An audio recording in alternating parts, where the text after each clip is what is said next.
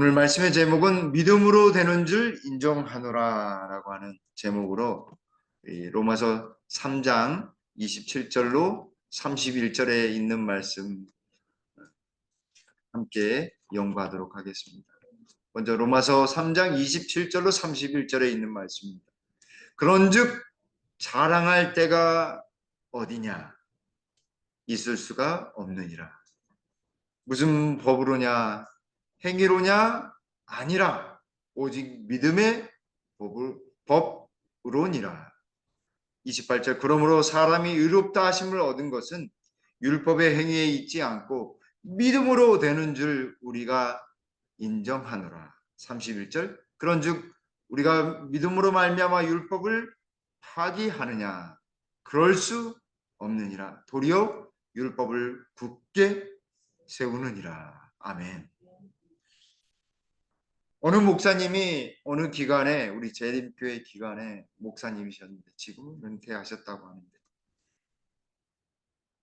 설교만 하시면 그냥 무슨 설교든지 그냥 중간에 예화를 아드님 자랑을 아주 얼마나 착한지 모른다고 공부도 열심히 해가지고 의사가 됐는데 얼마나 좋은지 모른다고 그 자랑을 아주 열심히 하셔서 아주 너무너무 힘들었다고 하는 소리를 제가 들어봤습니다. 아무리 좋은 자랑도 한 번 들은 것을 계속 반복해서 들으면 듣기가 좀 거북스러울 수 있습니다. 남편이 아내를 자랑하면 뭐라고 그래요? 네, 벌벌줄이라고 하고 아내가 남편을 자랑하는 일은 극히 드물답니다. 남편들이 회개를 많이 해야 되겠죠, 그죠? 근데 자랑도 경우에 따라서 지혜롭게 해야지 손가락질 당하거나 뒤에 이게 수근거려서 이야기하는 그런 일이 없다고 합니다. 큰 출세를 하거나 유명해지거나 아니면 지식이 많아가지고 정말 어느 누구가 이야기하거나 누가 봐도 정말 그 사람은 정말 탁월하고 정말 자랑할 것이 많다라고 생각되는 사람이 있다고 한다면 그 사람은 사실은 그런 사람은 자랑하지 않습니다. 축구선수 손흥민 선수 있잖아요. 손흥민 선수는 지금 축구계에서 가장 위대한 선수가 누구냐? 대부분 다 손흥민 선수라고 하는데 손흥민 선수는 뭐라고 하냐면 자기가 100골, 200골을 넣어도 프리미어리그 영국에서 유명한 리그잖아요. 세계적인 리그입니다. 거기에서 200골을 넣어도 자기 자신은 아무리 많은 골을 넣어도 차범근 선수하고 박지성 선수를 따라갈 수 없다라고 이렇게 고백해요. 겸손한 거죠. 굉장히 겸손한 거죠. 그러나 이런 세상의 사랑도 이런 선수들의 아주 뛰어난 능력도 나이가 들면 어떻게 돼요? 계속해서 선수 생활을 할 수가 없는 거죠. 아무리 유명한 사람이라 할지라도 노래를 잘하는 사람이라 할지라도 그 인기를 다 끝까지 죽을 때까지 가지고 있을 수 있습니까? 없거든요. 지식이 아무리 많아도 교수님들은 65세 은퇴하셔야 돼요. 그죠? 어느 교수님이 정말 은퇴하고 났더니 한 사람도 찾아오지 않더래요. 그래서 현재명의 그 노래 해는 져서 어두운데 찾아오는 사람 한 사람도 없더래요. 그렇게 연락했던 사람들이 졸지에 연락이 다 끊긴다. 그러면서 뭘 느끼셨냐? 아, 인간의 것은 아주 헛것이 다 지나가요. 그러고 봤더니 내 자신을 살펴봤을 때 영원한 것은 내 자신에게 영원한 것. 내가 죄인이라는 사실을 아우 죄인이라는 사실을 깨달으셨다고 아주 겸손하신 목사님이시면서 교수님이셨던 목사님의 고백이었습니다.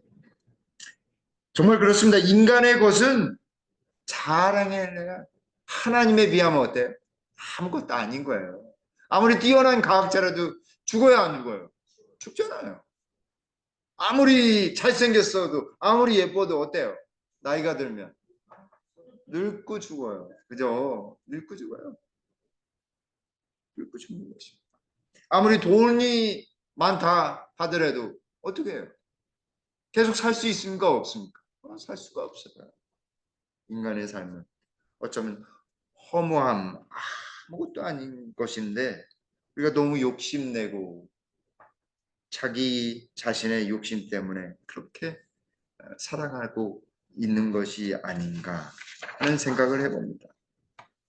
어느 날 무디 목사님이 열심히 설교를 하셨는데 그때 만일 자기 자신이 행한 일로 하늘에 들어간다면 어떻겠습니까? 라고 이야기했다라고 합니다. 근데 어떤 사람이 그러면 제가 여기 있을 필요가 없습니다. 손을 들고 제가 여기 있을 필요가 없습니다. 왜냐하면 예수님이 필요 없기 때문입니다. 그 소리를 듣고 무디 목사님이 깊은 감동을 받았다고 합니다. 야, 하늘에 들어갈 사람은 예수님을 소유한 사람이구나. 그때 무디 목사님이 정말 가슴 깊이 깨닫고 난 다음에 한 번도 그 깨달음을 흔들리지 않으셨대요. 그래서 날마다 말씀을 전할 때마다 항상 강조하는 것이 바로 그 말씀. 자랑하려면 누구를 자랑해야 돼? 예수님, 하나님을 자랑하는 거예요. 여기 27절에 그런즉 자랑할 때가 어디? 사람에게 있어서 장소라든지 아니면 얼굴이라든지 재물이라든지 명성이라든지 능력이라든지 그 모든 것을 자랑할 것이 있어요, 없어요? 구원받는데 말이죠. 구원받는데 자랑할 것이 없다라고 하는 것입니다. 자랑할 것이 없어요. 오직 법, 율법으로 그리고 행위로가 아니라 믿음의 법으로 하는 것이다. 하나님 말씀의 법이 율법이 있는데 그 율법도 무엇을 통해 주셨냐면 믿으라고 주셨다 이 말입니다. 하나님의 법, 하나님의 말씀이 잘못됐어요. 유대인들이 잘못됐어요. 유대인들이 잘못된 거죠. 왜냐하면 하나님의 말씀을 온전히 전하고 그 말씀을 깨달았을 때 믿음으로 의롭게 되는 것을 깨달아야 되는데 무엇을 통해 의롭게 되려고 했어요? 율법의 행위라고 되어 있어요. 율법의 행위. 율법의 행위라고 하는 말하고 여기 27절에 자랑하는 것. 율법의 행위를 어때? 자랑하게 돼요. 자기가 율법을 지킨 것을 자랑하려고 해요. 그러니 하나님이 보여요, 안 보여요? 안 보이는 거죠. 예수님이 안 보이는 거죠. 자기의 욕심, 자기의 자랑거리만 보여주는 것입니다.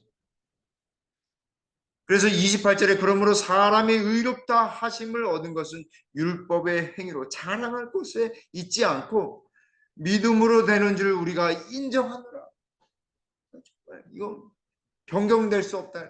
확실하다 이 말입니다. 확실하다. 인정한다. 서로 쌍방이 인정한다라고 하는 것은 확정되었다라고 하는 것입니다. 아무도 부정할 수 없다라고 하는 것입니다. 변하지 않는다라고 하는 것입니다. 믿음으로 구원받는 것은 변하지 않는다. 우리가 다 인정한다라고 하는 것입니다. 구약에서 이 자랑하는 것이 무엇과 관련되어 있는지 한번 우리가 살펴볼 필요가 있겠죠. 그렇죠? 성경 말씀이 어떻게 되어 있는지 성경으로 풀어야 합니다.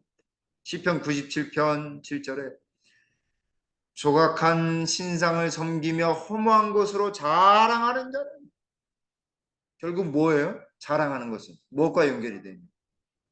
우상과 연결돼요. 우상 숭배와 연결돼요. 이렇게 우상 숭배를 하는 자, 우상을 자랑하는 자는 다 수치를 당할 것이라. 너희 신들아 여호와께 경배할지. 그냥 우상은 아무것도 아니니까 누구 참된 신을 이신 하나님을 어떻게 하라고요? 경배하라고 하는 것입니다. 시편 105편 3절에는 그의 거룩한 이름을 무엇하라고요? 자랑하라. 하나님의 이름을 자랑해야 돼요. 하나님의 이름을 망령되이 일컫지 말고 자랑해. 그렇지 않으면 까딱 잘못하면 뭐 하게 돼요? 우상을 자랑하게 돼요. 예레미야 4장 2절에도 진실과 정의와 의와 공의로 여호와의 삶을 두고 맹세하며 나라들이 나로 말미암아 스스로 복을 빌며 나로 말미암아 자랑하리라. 자랑하려면 누구 자랑하라고요? 네, 예수님, 하나님을 자랑하라. 그리고 이 예레미야 후반부의 48장 29절에는 이 자랑과 무엇과 또 연결이 되어 있는지 딱 분명하게 보여줍니다. 우리가 모압의 교만을 들었나니 심한 교만, 심한 교만. 곧 그의 자고와 오만과 자랑과 그 마음의 거만이로다. 자랑하는 게 무엇과 연결이 되어 있어요? 교만하는 교만. 죄의 근본이 무엇이에요? 교만이요. 루스벨 천사가 하늘에서 천사장이었는데 타락해서 저주를 받고 악한 천사가 됐지 않습니까? 사탄이 됐지 않습니까? 그 죄를 범한 그 순간 심한 죄라고 했습니다. 심한 죄. 그 자랑하는 것이 정말 위험하다는 사실을 우리에게 알려줍니다. 로마서 11장 18절에도 이 같은 로마서에서도 그 가지들을 향하여 자랑하지 말라. 우리에게서 난 모든 것들이 다 누구의 것인데? 하나님의 것이잖아요. 그죠? 그 복음성가 중에서도 은혜, 우리가 모든 것, 숨쉬는 거, 우리가 누리는 것, 그 모든 것들이 당연한 것처럼 생각됐는데 무엇이라고요? 하나님의 은혜다. 이 은혜. 그거 뭐 자랑하려면 하나님을 자랑해야지.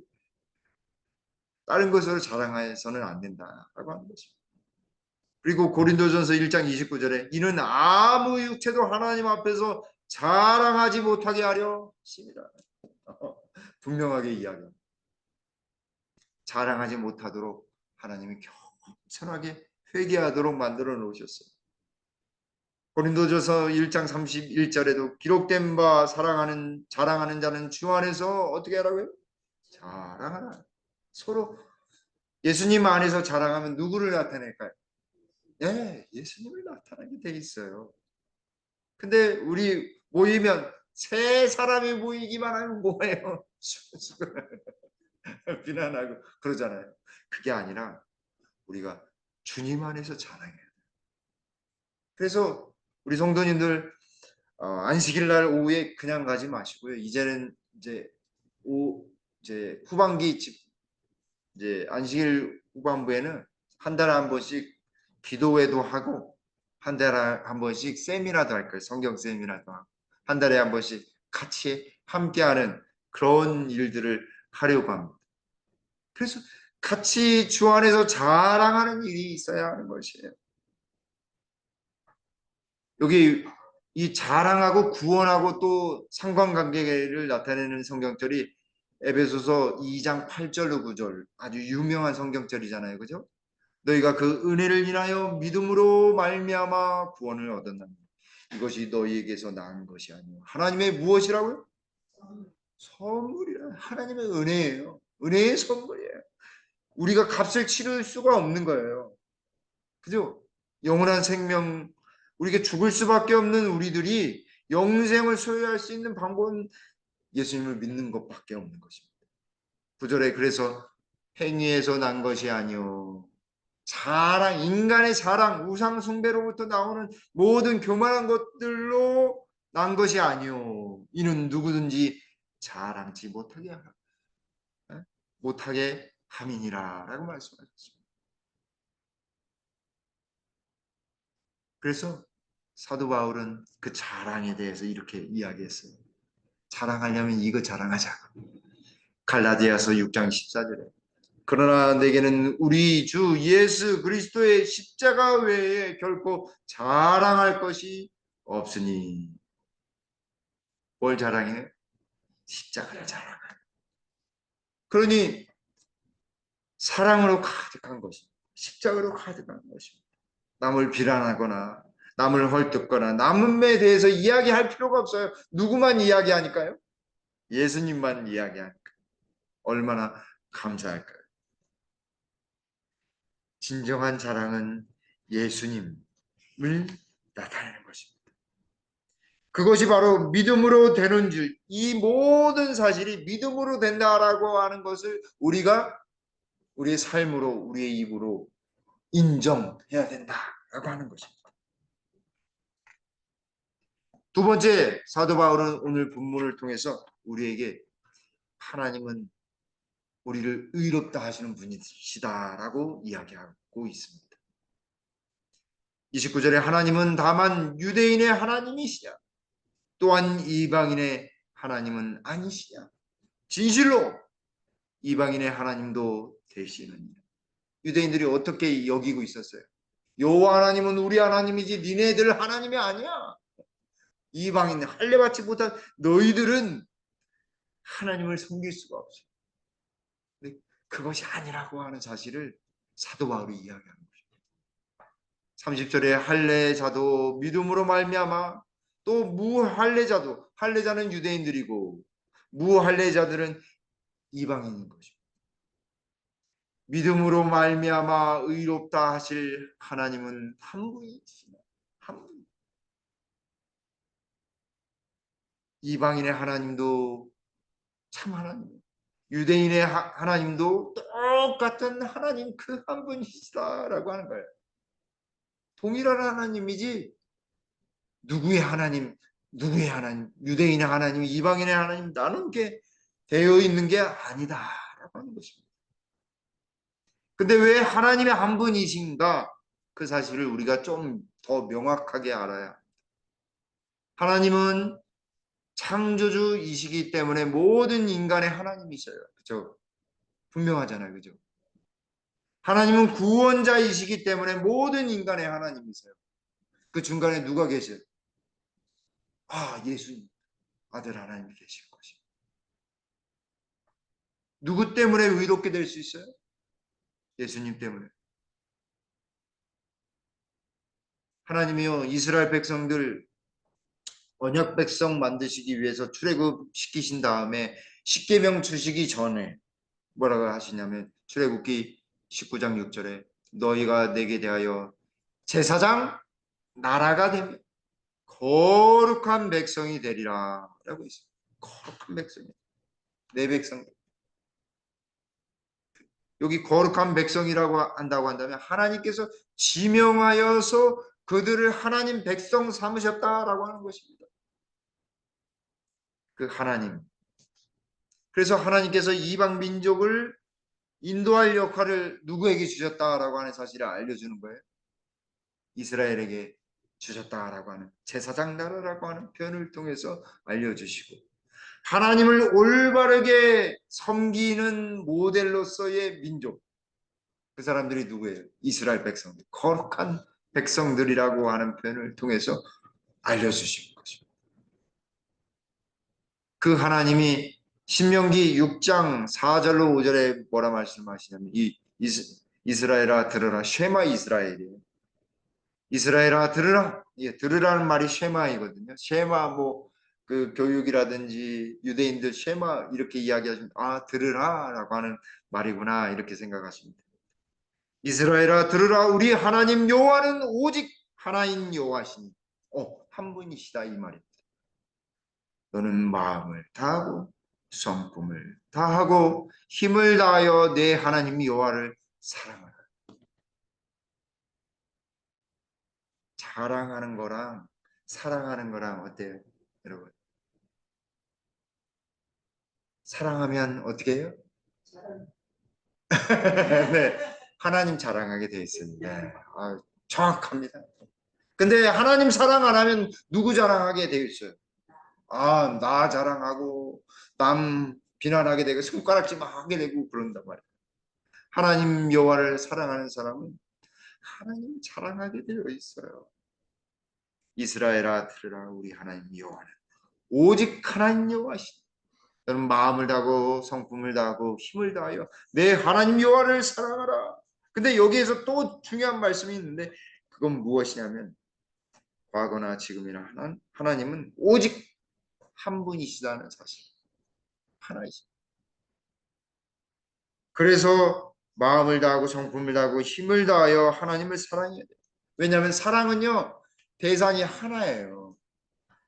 한 남자가 한 여인을 사랑하면 그게 사랑인데, 그 여인을 내비두고 또 다른 여자를 사랑하면 그 사랑이 아니에요. 이게 안 될, 이게 사랑이 아니, 오만이고 잘못된 사랑을 하는 것입니다. 사랑은 하나입니다. 너는 나 외에 다른 신을 내게 있게 말지니라 라고 하는 이 첫째 계명이 뭐의 특성이냐면 사랑의 특성이에요. 사랑의 특성. 참 사랑의 특성이에요. 하나님은 사랑으로 우리를 받아주시고 인정해 주시고, 그 사랑을 통해서 우리에게 무슨 옷을 입혀주셔요? 예수님의 의의 옷을 입혀주셔요. 우리는 그리스도의 의를 옷 입고 그리스도를 공개적으로 담대하게 결정적으로 드러내야 한다. 유한한 인간을 의지하지 말고 예수를 바라보고 그분의 품성의 완전을 기뻐해야 한다. 예수님 바라본다는 것이 무엇인지 아시겠죠? 그렇죠? 여기 말씀을 통해서 우리가 예수님의 옷을 입어야지만 예수님을 온전히 바라볼 수 있어요. 예수님의 의의 옷을 입어야 하는 것입니다. 여기 성화된 생의 93쪽에는 우리는 그리스도의 십자가로 더욱 가까이 가야 한다. 십자가 밑에서 회개하는 것은 우리가 배워야 할 평강에 대한 첫째 공과가 된다. 마음이 왜 불안한지 아십니까? 기도하지 않기 때문에. 마음이 왜 공허하냐면 기도하지 않기 때문에. 예수님의 사랑을 그 누가 이해할 수 있겠는가? 어머니의 사랑보다도 무한히 상냥하고 헌신적인 사랑이다. 영혼의 가치를 알려고 하면 살아있는 믿음으로 십자가를 바라보아야, 이렇게 하여 영원한 세대를 통하여 구속받은 자들의 과학과 노래를 배우기 시작합니다. 한 아기를 가장 가치 있게 여길 수 있는 사람이 누구예요? 어머니잖아요. 그죠? 아버지, 어머니. 근데 인류를 온전히 사랑하시는 분은 누구세요? 예수님. 창조주 하나님밖에 없어요. 생명을 주고받은 사이만 그 사랑을 이해할 수 있는 것입니다. 저와 여러분들이 우리 연약한 우리를 온전히 사랑하셔서 십자가의 사랑으로 인도해 주신 그 하나님, 온전히 받아들임으로 의롭다 하심을 얻게 되는 진정한 평안의 복음을 경험하게 되길 간절히 바라겠습니다. 세 번째, 우리에게 주는 교훈은 그렇게 십자가에 달려 돌아가심으로 말미암아 율법이 패하는 것이 아니라 율법을 어떻게 믿음으로 굳게 세운다, 이 말인 것입니다. 자, 유대인에게도 하나님 한 분 하나님이에요. 이방인에게도 한 분 하나님이신데 그 하나님 그 한 분이시기 때문에 이제 율법이 다 필요 없게 되느냐? 그것이 아니라는 사실입니다. 믿음은 끝난다, 이런 말을 할 수가 없는 것입니다. 이걸 다른 이제 개신교회 학자는 뭐라고 하면 구원의 양면성이라고 이야기하는데, 이게 좀 잘못된 것이, 믿음을 바르게 이해하지 못하기 때문에 뭐 양면성이 있는 것처럼 생각되는, 믿는다라고 했을 때는 하나님의 말씀을 온전히 세우게 되잖아요. 그죠? 한 가지 예로 본다고 한다면, 우리가 대한민국 사람이잖아요. 대한민국 한국 사람인데 우리가 율법을, 대한민국 법을 지켜서 대한민국 사람입니까? 아니면 대한민국 사람이니까 대한민국 법을 지킵니까? 네. 후자죠. 대한민국 사람이기 때문에 대한민국 법을 지키는 것입니다. 근데 그 법이 우리를 옥죄해요, 안 죄해요? 안 죄이잖아요. 자유로우시잖아요. 그죠? 물론 염려 걱정 없으시잖아요. 법 때문에 뭐 다리 걸려서 넘어졌거나 법 때문에 무릎이 아프시거나 그러지는 않으시잖아요. 근데 사실은 유대인들이 하나님의 법, 하나님의 말씀으로 그렇게 만들었다 이 말이에요. 그러니 그렇게 하는 것이 아니라 믿음으로 말미암아 피하는 것이 아니라 오히려 도리어 율법을 어떻게 해요? 굳게 세우느니라. 굳게 세운다. 법 없이도 살 사람이 있어요. 그죠? 법 없이도 살 사람. 그 사람은 법 없이도 살 사람이야 라고 하면 법을 더욱 잘 지키는 사람이잖아요. 그죠? 법을 더욱더 잘 지키는 사람. 그리스도인들은 예수님께서 주시는 능력을 통해서 율법이 우리에게 이야기하고 있고 율법을 통해서 우리에게 알려주신 하나님의 뜻을 온전히 이해하고 지킬 수 있는 능력을 부여받게 되는 것입니다. 비록 우리의 자신의 힘으로는 율법을 다 지킬 수 있지 않습니다. 그러나 예수님 안에서는 어때요? 성령을 통해서 성령을 선물로 주셨기 때문에 그것이 가능한 것입니다. 그래서 율법을 어떻게 해요? 폐하는 것이 아니라 파기하는 것이 아니라 오히려 더 율법을 더 세우는 것입니다. 근데 여기서 율법은 법적인 그런 것보다도 더 정확하게는 모세오경, 모세오경. 하나님의 말씀이다라고 바꾸셔도 바울이 이야기하고 있는 이 율법이라고 하는 말을 하나님의 말씀으로 바꿔도 모세오경이란 말로 바꿔도 거의 무관합니다. 여기 이 말씀을 공동번역 성경에는 뭐라고 되어 있냐면 후반부만 읽도록 할게요. 절대로 그렇지 않습니다. 오히려 율법을 어떻게 해요? 믿음으로 존중한대요. 존중. 율법을 존중. 하나님의 말씀을 존중한대요. 현대인의 성경에 절대로 그렇지 않습니다. 오히려 우리는 율법을 더욱 떠받들게 되는 것입니다. 하나님의 말씀을 떠받들고 더 존중하고 말씀에 창념하고 말씀을 귀 기울이는 것입니다. 그래서 여기 로마서 5장 1절 이거 꼭 적어두세요. 로마서의 핵심적인 말씀인데 로마서 1장 5절하고 로마서 16장 26절 말씀에 뭐라고 되어 있냐면 믿어 순종케 한다 되어 있습니다. 믿음을 통해서 어떻게 된다고요? 순종하게 된다 이 말이 수미상관 처음 등장하고 마지막 장에 딱 등장하는 믿음 있는 사람은 어때요? 순종의 열매를 다 열게 되어 있어요.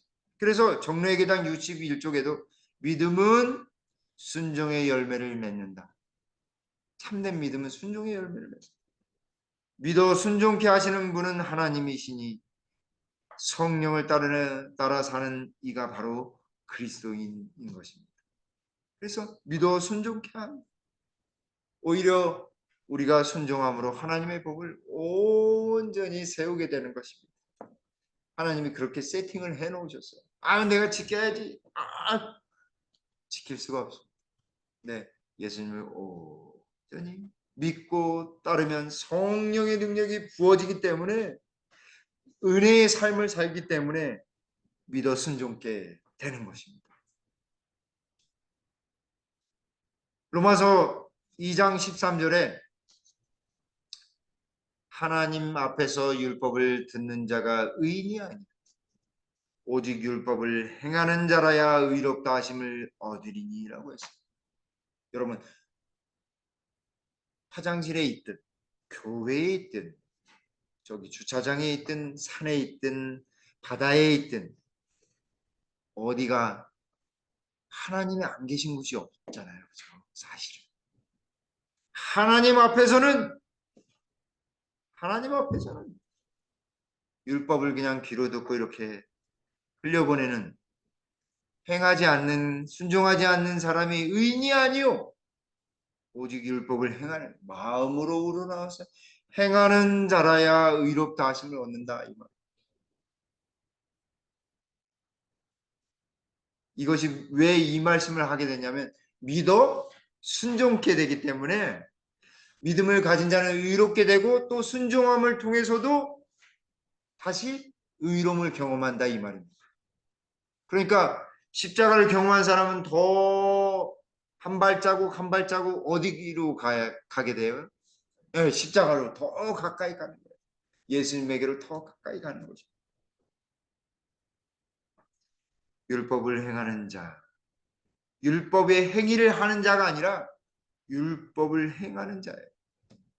율법의 행위는 자신을 나타내고 자신을 자랑하는 거지만 율법을 마음으로부터 믿음을 가지고 행하는 순종하는 자는 의인이다 이 말인 거죠. 의인은 어때요? 생명을 소유받은 자들이잖아요. 그죠? 왜냐하면 율법을 행할 때에 의롭게 된다라고 했을 때 그것이 무엇이냐면 율법의 참 기능을 우리가 지난번에 살펴봤는데 갈라디아서 3장 24절에 율법의 중요한 기능 중에 하나가 여기 있습니다. 이같이 율법이 우리를 누구에게로 인도하여? 그리스도에게. 이게 율법의 참 기능입니다. 하나님의 말씀은 누구로 가게 하냐면 예수님에게로 가게 됩니다. 그래서 우리가 말씀을 읽고 묵상하고 해야 될 이유가 여기 있어요. 근데 우리는 어때요? 사단이요. 예, 정신을 막 바쁘게 만들고 혼돈스럽게 만들고 다른 것에 막 창념하게 해요. 왜냐하면 그리스도께로 가지 못하게 하는 것입니다. 갈라디아서 2장 16절 19절에도 율법의 행위로 말미암는 것이 아니라 오직 예수 그리스도를 믿음으로 우리가 의롭게 된다라고 이야기하고 있습니다. 19절에는 내가 율법으로 말미암아 율법에 대하여 죽었나니 이는 하나님에 대하여 살게 합니다. 예수님 안에 있으면 우리가 율법이 우리의 죄를 어떻게 해요? 지적해 주잖아요. 거울과 같아 가지고. 우리는 어떻게 돼요? 그러면 율법이 죄를 지적하니까 우리는 죄인이기 때문에. 아, 옛날에 우리는 죽는 거예요. 근데 예수님을 믿음으로 말미암아 하나님에 대해서는 어때요? 다시 살아나는 거예요. 다시 살아나는 거예요. 그러면은 율법과 복음은 어떻게 우리가 생각해야 될까? 가려 뽑은 기별 1권 240쪽에 율법과 복음은 완전한 조화를 이루고 있다. 또한 서로 받아들여준다. 율법은 그의 모든 존엄성을 가지고 양심과 대결하여 죄를 위한 화목제물이신 그리스도에 대한 필요를 죄인에게 느끼게 한다. 율법이 누구에게로 다 인도하는 거야? 예수님에게로 인도하게. 세팅이 복음은 그 전체를 보는 것이고 예수님을 바라보게 하는 것이 구원에 대한 기별이요. 율법은 예수님께로 가는 이 단계를 나타내 주는 것입니다. 그러니 사단이 얼마나 율법을 싫어하겠어요. 하나님 말씀을 얼마나 싫어하겠어요. 예수님한테 가면은 자기 사람들 다 빼앗기니까요. 성경 못 보게 하는 거예요. 기독교를 완전히 그냥 없이 하려고 막 길을 써. 거의 성공한 것처럼 보이지만요. 여러분 늦은 미 역사가 일어나면 수많은 순전한 믿음을 가진 사람들이 성령을 받고 일어나게 되고 있습니다. 결국 우리가 왜 율법을 묵상하고 하나님 말씀에 창념해야 되냐면 우리의 이기심, 우리의 죄를 없애기 위해서 그렇습니다. 자꾸 하나님 말씀 읽으면 우리의 죄가 떠오르게 돼 있어요. 우리의 이기심이 떠오르게 돼 있어요. 교만이 떠오르게 돼 있어요. 그래서 말씀을 보면 여기 종로의 계단 143쪽에 있는 말씀처럼 맨 마지막 제줄 믿음으로 말미암아 받는 그리스도의 은혜만이 오직 우리를 성결케 할 수 있다. 그걸 뭘 통해서 경험하는 거예요? 말씀을 통해서 경험하는 거예요. 하나님 말씀을 통해서.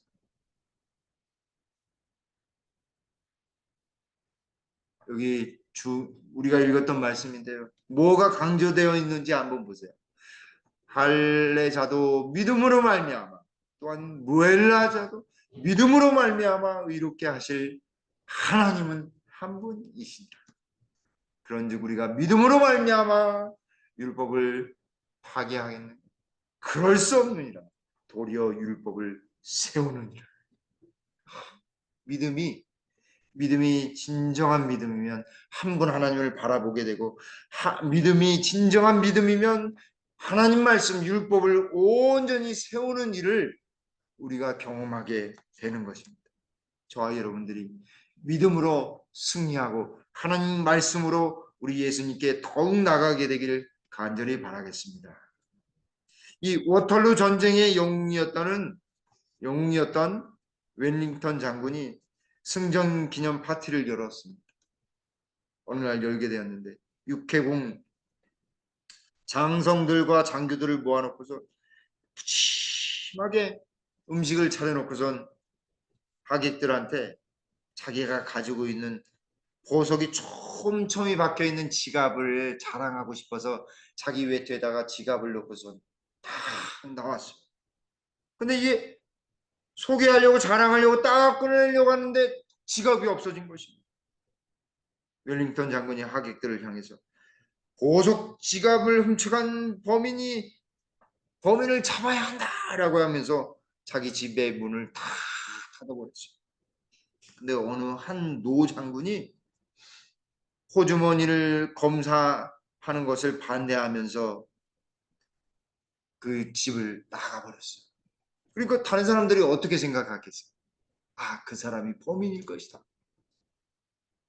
며칠 후에 이 웰링턴 장군이 다시 외투를 입고선 나가려고 하는데 깜짝 놀랐어요.